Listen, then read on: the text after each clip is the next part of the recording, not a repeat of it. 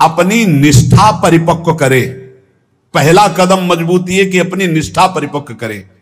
कोई तुम्हें साथ नहीं देगा, कोई तुम्हारा इस मार्ग में मित्र नहीं होगा। जिसको मित्र बनाओगे वो घसीट लेगा प्रपंच की तरफ। आपको अकेले चलना है। आज तक का पूरा खुद का अनुभव है, इस मार्ग में अकेले चलना है। इस मार्ग में हमको मरना है।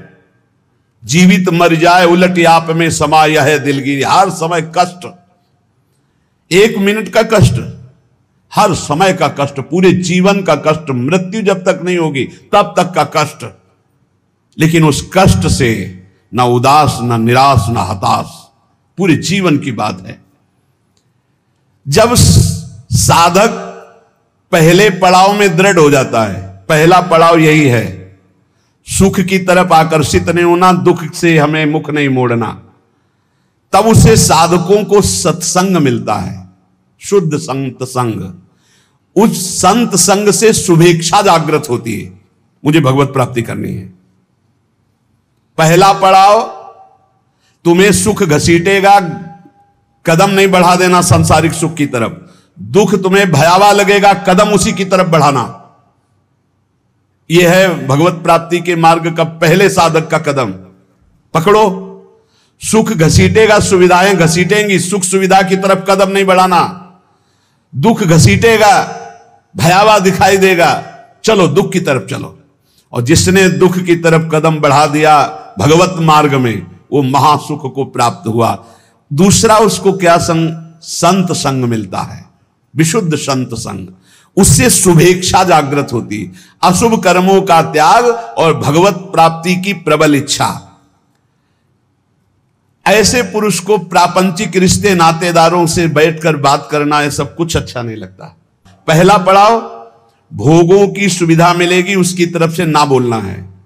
दुख है परमार्थ में, ये दिखाई दे रहा है आपको, लेकिन दुख नहीं, महासुख है। जैसे संसार में सुख है, ये दिखाई दे रहा है, लेकिन ये भगवान कह रहे हैं दुखालय है, इधर सुख नहीं है। परमार्थ में दुख दिखाई दे रहा है, लेकिन इधर महासुख है, इधर कदम बढ़ाओ परमार्थ की तरफ। दूसरा, जे ही कदम बढ़ाओगे तो सच्चे संतों का संग मिल जाएगा, पहचान, शुभेच्छा जागृत हो जाएगी, पापाचरणों का त्याग और भगवत मिलन की, शुभ कर्मों की अंदर प्रबल इच्छा जागृत होगी। तीसरा, उसे बद्ध पुरुषों का संग अच्छा नहीं लगेगा। ये रिश्तेदार, नातेदार, सांसारिक भोगों में फंसे हुए लोग, ये अच्छा नहीं लगेगा। भले वो संसार के बीच में रह रहा है, लेकिन उसको इनसे प्रपंच की बातें करना, संसार के लोगों की रिश्ते नाते की बातें, ये अच्छा नहीं लगता। आंतरिक जब मन का आकर्षण भोगों की तरफ होता है, उस भोगों से मन को जलाते हुए परमार्थ की तरफ चलना है। क्या जाने संसारी पुरुष, इनको तो जब जो इच्छा हुई सो भोग लिया, ये क्या जाने चढ़ाई को, ये तो खिसकते हुए गए नरक की तरफ। और वो जब साधक संभल कर चलता है तब इनको लगता है नहीं नहीं, परमार्थ में इतनी ऊंचाई पर नहीं, भ्रष्ट करने के लिए वो उपदेश देते हैं। तो बद्ध पुरुषों का संग ऐसे साधकों को अच्छा नहीं लगता। उसको अच्छा लगता है भगवत प्रेमी महात्माओं का संग, भगवत मार्ग की चर्चा करने वाले, कैसे हम माया पर विजय प्राप्त करें, कैसे भगवान से अनुराग प्राप्त करें। सजाती संतों का संग अच्छा लगने लगता है, और उसमें संतों के प्रति जो भाव आया, उससे सद्गुणों की वृत्ति बढ़ने लगती है। सद्गुण जो भगवान को प्रसन्न करे, सद्गुण जो भगवान की प्रीति प्रदान करे। प्रपंच से पूरा मन हट जाता है उस साधक का। चौथी स्थिति आई, प्रपंच से पूरा मन हट जाता, बिल्कुल अच्छा नहीं लगता। जैसे स्वप्न झूठा, ऐसे संसार झूठा दिखाई देने लगता है। उमा कहूं मैं अनुभव अपना, सत हरि भजन जगत सब सपना। तब उसका हृदय बहुत ध्यान देने योग्य, भगवान अपनी तरफ घसीटने लगते हैं। इतनी स्थिति के बाद ये संयोग वही बनाते हैं। श्री तुकाराम जी कहते हैं, फिर चित्त ऐसा घसीटते हैं, देव वसे ज्याचे चित्तिम त्याची घड़ावी संगति। ऐसा चित्त घसीटा कि अब तड़पड़ाहट प्रकट हो गई, व्याकुलता प्रकट हो गई, भगवत मिलन की चाह की। फिर भगवान सिद्ध सदगुरुदेव की समर्पण वृत्ति करवाते हैं। इसके बाद, इतने के बाद सिद्ध सदगुरुदेव की समर्पण वृत्ति कराते हैं। और जहां सिद्ध सदगुरुदेव की समर्पण वृत्ति हुई, उसके आचार विचार चिंतन सब उसी कोटि होने लगे। महापुरुषों का प्रभाव होता है बहुत कम समय में, जो हजारों वर्ष की साधना से नहीं होता, कम समय में परिवर्तन प्रारंभ होना शुरू हो जाता है। उसमें वो सब सामर्थ्य आने लगती, वो सद्गुण आने लगते हैं जिससे वो प्रभु को रिझा सके। ये बातें कभी नहीं होनी चाहिए वैष्णव में। पराई स्त्री का काम भाव से स्पर्श, संयोग, दृष्टि, चिंतन, संभाषण पूर्ण रूप से त्याग होना चाहिए। पराई स्त्री की वैष्णवजन गृहस्थ भी होते हैं, वैष्णवजन विरक्त भी होते हैं। तो जो गृहस्थ हैं वो अपनी स्त्री में धर्मानुकूल, और जो विरक्त हैं भगवत भाव से। पहला वर्ज, पर स्त्री के प्रति दोष दर्शन, पर स्त्री के प्रति भोग वृत्ति की भावना बिल्कुल त्याग दे, नहीं भगवत मार्ग में आगे नहीं बढ़ पाएगा। दूसरा, छल कपट आदि करके दूसरे का धन अपहरण करने की बात रखना कभी नहीं होना चाहिए। दिखावा करके, दंभ करके, पाखंड करके, किसी भी तरह से दूसरे से धन ऐंठने की इच्छा रखना, फिर आप वैष्णव पद्धति में फिसल जाएंगे, आगे नहीं बढ़ पाएंगे। तीसरा, किसी की भी निंदा करना नहीं करना है। पर निंदा बिल्कुल ना सुननी है ना करनी। अगर वैष्णव धर्म में स्थित रहना है, परमानंद प्राप्त करना है, पहला नियम किसी भी माता बहन के प्रति काम भाव नहीं। दूसरा नियम किसी के भी धन को किसी भी तरह से ठगाई ना करे। तीसरा, पर निंदा ना सुने ना पर निंदा करे। चौथा, जो संतों ने भोजन निषेध किया वो नहीं करना चाहिए। मांस, मद्य, मछली, अंडा और जैसे प्याज लहसुन, इनको त्याज्य। प्याज लहसुन तमोगुणी है, तमोगुणी होने के कारण इसका त्याग किया गया है। वो अंदर से भजन की वृत्ति छीण करता है, तुम जान नहीं पाओगे, इसीलिए संतों ने अनुभव करके इसका त्याग किया। प्याज लहसुन निषेध है केवल तमोगुण के कारण, वो तमोगुण की वृत्ति बढ़ाता है। तमोगुण जो है निद्रा, आलस्य, प्रमादोत्थम तत्तामस मुदाहृतम, भजन में निषेध है, इसलिए निषेध किया गया है। और मद्य, मांस, मछली, अंडा ये तो बिल्कुल निषेध किया गया है। वैष्णव होकर अगर इनकी तरफ या भक्त होकर जरा भी ऐसी दृष्टि रखता है तो पाखंडी है, वो भक्त नहीं है जो ऐसे जीवों को कष्ट देकर अपना उदर पोषण करना चाहे। पांचवा, वर्ज में मन से, वाणी से, शरीर से किसी की हिंसा न करे। ये काया वाचा मानुषा अगर किसी को दुख देता है तो भगवत मार्ग में नहीं चल पाएगा। इसलिए भगवत मार्ग पुष्ट करने के लिए स्वयं कष्ट सहे, दूसरों को कष्ट न दे। आचरण, जो अपने धर्म के आचरण उन्हीं का पालन करे। जो हमारे गुरुदेव ने, हमारे आचार्य ने हमारा दिनचर्या बना दी, जो हमारा नियम बना दिया, हमको उसी के अनुसार चलना है। अपने आचार्य प्रदत्त धर्म में स्थित रहने में कभी संकोच न करें। दूसरा क्या करता है मैं नहीं देखना, हमारे आचार्य ने जो हमें आदेश किया हमको उसी मार्ग में चलना है। जो विधि निषेध किया गया उसका पालन करें। ये नहीं करना, ये करना है, इसे विधि और निषेध कहते हैं। विधि कहते हैं ये करना है, निषेध नहीं करना है। जो कहा गया है वैसे ही चले। प्रभु को प्रसन्न करने के लिए संतों के जो उपदेश हैं वो सर्ववंद्य हैं। इसलिए अपने धर्म के अनुसार जो आचार्य ने आपको उपदेश किया, गुरु ने उपदेश किया, जो ऐसे चलता है वो कर्म बंधनों पर विजय प्राप्त कर लेता है। 15वां, वैष्णव का परम स्वभाव है परोपकार करना, दूसरों को सुख पहुंचाना। सर्वम विष्णुमयम जगत, सब भगवत स्वरूप है। वैष्णव का धर्म है समस्त भूतों में भगवत भाव करके व्यवहार करना। कई बार चर्चा की कि किसी से व्यवहार करना तो पहली दृष्टि पड़ने पर उसमें राधा वल्लभ लाल देखो, मेरे प्रभु राधा वल्लभ लाल विराजमान हैं। अगर भगवत भाव नहीं किया तो पुण्य क्रिया भले हो जाए, वो भगवान की प्राप्ति कराने वाली क्रिया नहीं। इसलिए अच्युत भावना विहीन कर्म का ज्यादा महत्व नहीं, भगवत भावना युक्त किसी से भी कुछ भी। परोपकार ये बहुत बड़ा धर्म है।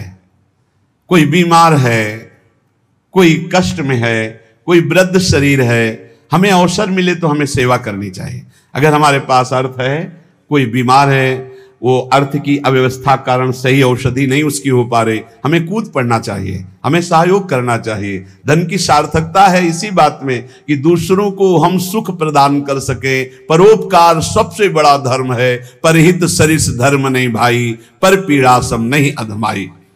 श्री तुकाराम जी महाराज कह रहे हैं कि जब हृदय में भ्रांति उत्पन्न हो जाती है, भ्रांति क्या, भगवान में सुख है ये ना मानकर, भोगों में सुख है ये मानकर जब जीव बहने लगता है तो लुभायमान हो जाता है भोगों से, तो उसको सुख नहीं मिलता। यद्यपि जहां भोग भोग रहा है वहां भी परमात्मा है, क्योंकि परमात्मा के बिना कहीं कोई सत्ता ही नहीं।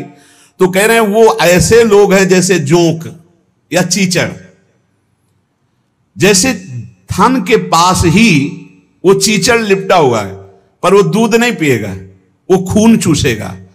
ऐसे ही जहां तुम भोग दृष्टि कर रहे हो वही परमात्मा है, उसमें ही परमात्मा है। और सही पूछो तो वही परमात्मा है, क्योंकि जड़ चैतन्य वही बना हुआ है। तुम जिसे भोग दृष्टि से देख रहे हो, चीचड़ की तरह तुम दुख भोग रहे हो, उस सुख सिंधु परमात्मा को नहीं समझ पा रहे। जैसे जोंक है लिपटेगी वो खून ही पिएगी, जैसे मेढक आदि है तो वहीं तालाब में है पर सरोवर में खिला हुआ कमल है, उसको पराग को नहीं पान कर पाएंगे, पराग का पान भौरा ही करता है। ऐसे ही वैष्णवजन भौरे हैं और भगवत विमुख ये चीचड़ जोंक और मेढक के समान टर टर व्यर्थ बातें करना और दूसरों को दुख देना, सुख भोगने के लिए हिंसा आदि तक में उतर जाना। वैष्णव पराग सेवी, भगवत आनंद सेवी भौरे के समान है। सदाचरण, नाम जप और नाम निंदकों से दूर रहना। जो भगवान के नाम की निंदा करते हैं ये जोंक हैं, ये खून पिएंगे, ये चीचड़ हैं, दूध नहीं पिएंगे, परमानंद नहीं भोगने वाले, ये नाना प्रकार के क्लेश भोगने वाले। ऐसे लोगों से दूर रहो जो भगवान की निंदा करते, भगवान के नाम की निंदा करते, भगवत मार्ग की निंदा करते, वैष्णवों की निंदा करते हैं। भगवान का नाम एक नौका है, जो भगवान का नाम जपता रहता है मानो सुदृढ़ नौका में बैठा हुआ है। बिल्कुल चिंता मत करो, आप नाम जप करो निश्चित आपको भगवत प्राप्ति हो जाएगी। श्री तुकाराम जी कहते भव सिंधु के पार ले जाने वाली सुदृढ़ नौका नाम है। बस बैठ गए नाम में तो अब किसी की मत सुनो, ये आपको पार कर देगी। और तो और की बात रही, गोस्वामी जी कह रहे नाम लेत भव सिंधु सुखाही, करहु विचार सुजन मन माही। नाम लेते भव सिंधु सूख जाएगा, है ही नहीं जहां पार होना हो। खूब नाम जप, ये देखो बड़े बड़े महापुरुषों की बातें हम इसलिए खोज खोज कर आपको सुनाते हैं, आपका दृढ़ विश्वास हो जाए। नाम एक सुदृढ़ नौका है, जो खूब नाम जप करता है वो सुदृढ़ नौका में बैठा हुआ भव समुद्र पार हो रहा है। बिल्कुल किसी की बात मत सुनो। बड़े बड़े सिद्ध महापुरुषों के जीवन चरित्रों को पढ़ के देख लो, केवल भगवान नाम से ही सिद्ध हुए हैं। जितने भी उच्च कोटि के महापुरुष हुए, तुकाराम जी सदैव भगवान के धाम को गए। जितने भी महापुरुष हुए आप उनके चरित्रों को पढ़ के देखो, आपको नाम मिलेगा। नाम जीवन में नाम जितना उतने ही वो महापुरुष हुए।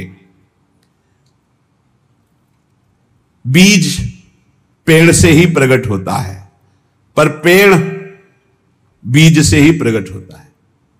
बताओ भाई, बीज फूटता है तब पेड़ प्रकट होता है और पेड़ से ही बीज प्रकट होता है। तो पहले क्या हुआ? बड़ा विचित्र है। ऐसे ही नाम से नामी प्रकट होता है और नामी से ही नाम प्रकट होता है। निर्णय करना कौन बड़ा है, को बड़ छोट कहत अपराधु। तुकाराम जी कहते हैं पेड़ के पेट में बीज है तभी तो फल रूप में आकर फिर बीज बनता है, और बीज के पेट में पेड़ समाया हुआ है। ऐसे ही भगवान में नाम विराजमान है तभी परिचय होता है, और नाम में भगवान विराजमान है तभी दर्शन होता है। नाम को पकड़ लो। निर्णय करना बड़ा मुश्किल है कि पहले पेड़ कि पहले बीज, क्योंकि बीज के बिना पेड़ नहीं और पेड़ के बिना बीज नहीं। कैसे पर निर्णय कर पाओगे? बोले पेड़ बढ़ा, तो बोले बीज के बिना पेड़ कहां से आ गया? तो बोले बीज बढ़ा, तो बोले पेड़ के बिना बीज कहां से आ गया? बीज के बिना पेड़ नहीं, पेड़ के बिना बीज नहीं, तो पहले कौन हुआ? पेड़ हुआ कि बीज हुआ? निर्णय करना मुश्किल है। इसलिए सर्वलोक महेश्वर भगवान का नाम बीज है और भगवान पेड़ है। ऊर्ध्वमूल मधा शाखा मस्वत्तम प्राहुरभ्यम, गीता जी में कह रहे, उसी पेड़ का बीज है नाम, और उसी नाम के पेट में पूरे के पूरे भगवान के ज्ञान वैराग्य भक्ति रूप लीला सब समाया हुआ है। बीज है भगवान का नाम। श्री तुकाराम जी कह रहे हैं, पंडित हो या बालक हो, मूर्ख हो या विद्वान हो, जो नाम को पकड़ लेता है वो सब ज्ञान प्राप्त कर लेता है। सब ज्ञान, बात पकड़ लीजिए। पहले मास्टर जैसे बालक को हाथ पकड़ करके लिखवाता है काखा गाघा, फिर एक दिन वो पूरा का पूरा शब्द पढ़ लेता है।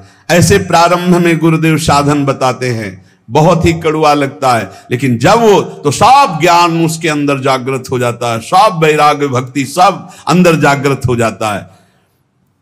क्या जुगनू कभी सूर्य की तेज की समानता कर सकती है? अन्य जितने साधन है सब जुगनू वो भी चमकते हैं, और सूर्य है नाम की समानता कोई अन्य साधन नहीं कर सकता। इसलिए सूर्य स्वरूप भगवान के नाम का निरंतर गाय, अन्य साधनों की तरफ दृष्टि मत दो। अखिल जगत महासुख से पूर्ण नजर आएगा जिस समय निरंतर नाम चलेगा। लीला मात्र भगवान का ये माया क्षेत्र है, एक लीला मात्र। ऐसे तर जाओगे तुम्हें समझ भी नहीं पड़ेगा, सुख पूर्वक संसार से तर जाओगे। इस माया जाल से समाप्त होने के लिए तुकाराम जी कह रहे हैं, केवल मुख से तुम नाम उच्चारण करो, भवबंधन अपने आप छिन्न भिन्न हो जाएगा। केवल नाम उच्चारण करो। ये बड़े बड़े महापुरुषों के वचन हैं। भव सिंधु से पार हो जाओगे बिना प्रयास के, सुख पूर्वक यदि नाम जप करोगे। नाम जप की रुचि और बढ़े, इसीलिए ठाकुर सेवा का सौभाग्य मिला है। जैसे जैसे हृदय पवित्र होगा अपने आप नाम जप स्फुरित होने लगता है।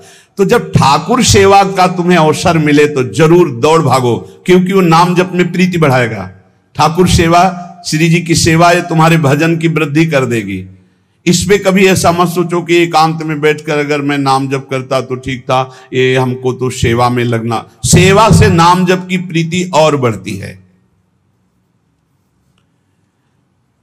अगर देवालय में सेवा मिले या अपनी कुटिया में ठाकुर सेवा विराजमान करके मिले, देखो भाट की तरह उनकी स्तुति करो और तुच्छ नीच भाव रखकर अपने को उनकी सेवा में लगा दो, तो तुम्हारे हृदय में नाम सतत चलने लगेगा। जैसे सूतमागध बंदी जन राजा का गुण गाते हैं, ऐसे दैन्य होकर के प्रभु के गुण गाओ। देखो ना बड़े बड़े महापुरुषों के, सूरदास जी के अश्रु चल रहे, पद गा रहे, ठाकुर जी बैठे सुन रहे। ये भगवत मार्ग है, प्रेमियों का मार्ग है। इसमें अलग दैन्य भाव होकर पद गायन कर रहे और एकदम अपने को नीच समझ करके प्रभु की सेवा में लगे। बड़ी कृपा है जो हमसे सेवा करवा रहे हैं, नहीं तो पापाचरण भी तो शरीर से हो सकते हैं।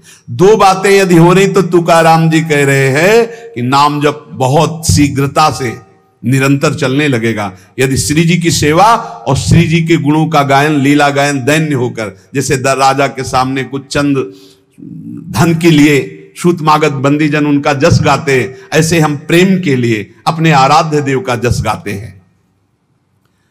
श्री तुकाराम जी कह रहे हैं कि बड़े बड़े देवता भी इच्छा करते कि मृत्यु लोक में मानव देह में हमारा जन्म हो जाए, तो हम ऐसा भजन करेंगे कि भगवान को प्राप्त कर लेंगे, स्वर्ग से भी ऊंची स्थिति प्राप्त कर लेंगे। और तुम मृत्यु लोक के भोगों में फंसकर भगवान को छोड़ रहे हो। तुकाराम जी कह रहे हैं स्वर्ग के देवता इच्छा करते कि कभी भगवान हम पर कृपा करें, हमें मृत्यु लोक में मानव देह दे दे जिससे मैं भजन करके भगवान को प्राप्त करूं, और तुम मृत्यु लोक के भोगों में भगवान के भजन को छोड़ रहे हो। स्वर्ग के देवता स्वर्ग और स्वर्ग के भोग छोड़कर मृत्यु लोक में मानव देह में आकर भजन करके भगवान को प्राप्त करना चाहते हैं। आपको सहज में अवसर मिला मानव देह, अब मृत्यु लोक के भोगों में फंस करके नाम जप मत छोड़ो। इंद्रियां ये कलह करती ही रहेंगी यदि भगवत प्राप्ति नहीं हुई थी। मुझे ये भोग भोगना है, नेत्रेंद्री कहेगी मुझे देखना है, श्रवणेंद्री कहेगी मुझे सूंघना है, जनेंद्री कहेगी मुझे भूंगना। ये सब इंद्रियां, घ्राणेंद्री सूंघने की तरफ, श्रवणेंद्री सुनने की तरफ, भोग इंद्रियां भोगने की, कितनी कलह है। ये कलह तब तक बनी रहेगी जब तक भगवत प्राप्ति नहीं होगी। कल एक प्रश्न कर रहे थे कि मैं बैंक में ऑफिसर हूं, मेरी कामना थी कि मैं एक बड़ा पदाधिकारी बनूं, तो बन गया, लेकिन मुझे शांति क्यों नहीं मिली। मैं अधिकारी हूं, मेरे पास सब भोग सामग्री जो जो मैंने कामना की थी सब, फिर भी मन अशांत क्यों रहता है।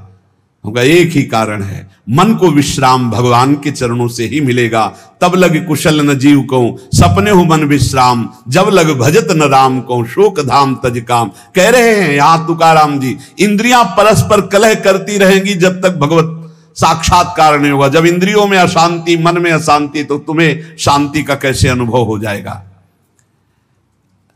देखो बहुत ज्ञान की बात, तुम शरीर के रोम गिन सकते हो लेकिन भगवान की विभूतियों को नहीं गिन सकते। और जब तुम नाम जप करोगे तो सारी विभूतियां आप पर कृपा करेंगी, सारी विभूतियां आप पर कृपा करेंगी। मेरी जिससे प्राप्ति होती है वो शुद्ध पुण्यात्मा होता है। शुद्ध पुण्यात्मा वही है जिसके मुख में मेरा नाम होता है। तुकाराम जी कह रहे हैं, श्री भगवान कह रहे हैं, मेरी जिससे प्राप्ति होती है वो शुद्ध पुण्यात्मा होता है। शुद्ध पुण्यात्मा कौन होता है? जिसके मुख में मेरा नाम होता है, जो मेरा अनन्य गति का होता है, उसी को प्रेम प्राप्त होता है। और जो मेरे नाम का अनन्य हो जाता है उसे मेरी अनन्य गति प्राप्त होती है। पकड़ो, महापुरुषों के वचनों को पकड़ो, सब नाम है, सब नाम। जैसे गर्भिणी स्त्री को परोसा गया तो उसको जब तृप्ति हुई तो गर्भस्थ बालक को पुष्टता अपने आप प्राप्त हो जाती है। ऐसे ही जब भक्त प्रसन्न हो जाता है तो भक्त के हृदय में विराजमान भगवान अपने आप संतुष्ट हो जाते हैं। तो नाम जप करे और भक्तों की आराधना करे, अपनी कोई स्वतंत्र इच्छा ना रखे, अपनी इच्छा को भगवान की इच्छा में समर्पित कर दे। माली जल को जिधर ले जाता है उधर ही जल प्रवाहित होने लगता है। हमारे जीवन बगीचा के मालिक हैं भगवान गुरुदेव, जिधर वो हमको ले जा रहे हैं हमको उधर ही बहते चले जाना है। अगर उधर नहीं जाओगे तो प्रवाह फूट पड़ेगा और गलत दिशा की तरफ चला जाएगा। तुकाराम जी कह रहे हैं, मधुर और विशद आनंद देने वाला भगवान का नाम है। देखो जल में भेद नहीं होता, जल सब में गिरता है, लेकिन अपने भावानुसार उसका स्वरूप अलग हो जाता है। जल तो ईख में भी गिरता है तो वही जल मधुर गन्ने का रस बन जाता है, और जल धतूर में भी गिरता है जिससे उसका फल पुष्ट होता है, वो जहर बन जाता है। जल केले में गिरता है जिससे कपूर बन जाता है, जल सीपी में गिरता है तो मोती बन जाता है। जल तो समान भाव से बरसता है लेकिन अधिकारानुसार उसका फल अलग अलग हो जाता है। तो जो उपासक भगवान में डूबा हुआ है वो महामधुर रस, विशद आनंद, विभिन्न विभूतियों का कृपा पात्र बन जाता है। और जो भगवान से विमुख है तो कृपा उनको भी की, मानव दे दिया है, पापाचरण करके अपने जहर जैसा जीवन बना लेते हैं, अशांति में जीवन बना लेते हैं। चित्त मगन होकर के जब नाम गुणगान करता है, जब वाणी कंठ अवरुद्ध होने लगता है, शरीर में रोमांच हो जाता है, आंखें अधकुली और अश्रु वर्षा होने लगती है, शरीर में आनंद की लहर तरंगायमान होकर कंपायमान शरीर को कर देती है, ऐसा जब सुख प्रकट होता है तो जीव की जीव दशा नष्ट हो जाती है और वो भगवत स्वरूप हो जाता है। बनावटी नहीं, स्वाभाविक ये स्थिति। जब नाम गुण कीर्तन करते हुए ऐसी मस्ती छाती है, आपाद मस्तक, शरीर के चरण से लेकर मस्तक तक रोमांच हो गया, आंखें अध खुली हैं, चेष्टा रहित है, आनंद जल अश्रु रूप में बरस रहा है और ऐसी लहर आनंद की उठ रही कि शरीर कंपायमान हो रहा है। महासुख अलौकिक रस जब प्रकट होता है ऐसा, तो जीव की जीव दशा नष्ट हो जाती है और अपने स्वरूप में स्थित हो जाता है।